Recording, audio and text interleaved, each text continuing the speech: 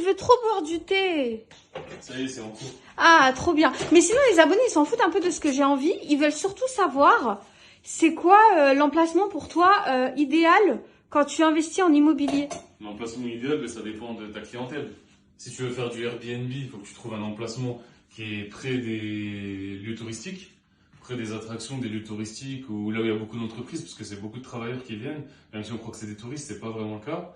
Si tu fais une colocation, les gens en général, ils n'ont pas de voiture, il faut que tu sois proche d'une gare ou d'une ligne de transport en commun, tramway, RER, bus, etc., selon ta ville.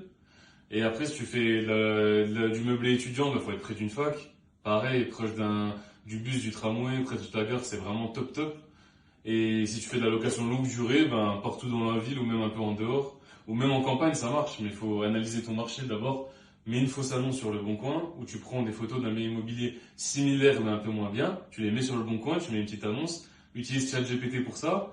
Et ensuite, tu vas voir si tu as des retours. Si tu as entre 5 et 10 messages et que c'est validé, mais que ton prix il pourrait être, il est un peu élevé. Si tu as plus de 10 messages, allez, si tu as 50 messages, c'est que ton prix il est trop bas.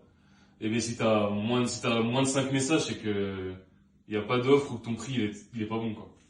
Abonne-toi si tu veux des infos sur l'immobilier et télécharge ton ebook gratuit en description.